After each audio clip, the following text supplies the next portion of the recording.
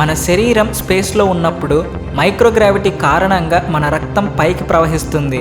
ఎక్కువ శాతం బ్లడ్ని చెస్ట్ మరియు తల భాగాలకి షిఫ్ట్ చేస్తుంది. దీనివల్లనే స్పేస్లో వాళ్ళ ఫేస్ పఫీగా అవుతుంది, కాళ్ళు మాత్రం కుంచుకుపోతాయి. కానీ వీళ్ళు ఎప్పుడైతే భూమి మీదకు వస్తారో భూమి గ్రావిటీకి వాళ్ళ శరీరంలోని రక్తాన్ని మరియు ఇతర ఫ్లూయిడ్స్ని కిందకు వచ్చేలా చేస్తుంది. దీనివల్ల వాళ్ళ బ్లడ్ ప్రెషర్ సడన్గా తగ్గిపోతుంది. స్పేస్ ఫ్లైట్ అసోసియేటెడ్ న్యూరోక్యులర్ సిండ్రోమ్ వస్తుంది.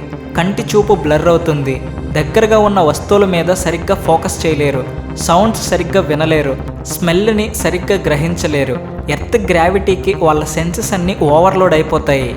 లైట్ ఎక్స్పోజర్ని తట్టుకోలేరు. చిన్న చిన్న పనులు కూడా చేసుకోలేరు. సో ఇలా ఇన్ని రకాలుగా వీళ్ళు ప్రాబ్లమ్స్ని ఫేస్ చేయాల్సి వస్తుంది.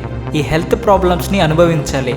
ఈ ఆస్ట్రోనాట్లు ఇద్దరు భూమికి తిరిగి రావడం ఒక ఎత్తు అయితే, వాళ్ళు మళ్ళీ తిరిగి మన భూమి కండిషన్స్ని అలవాటు చేసుకోవడం మరొక ఎత్తు.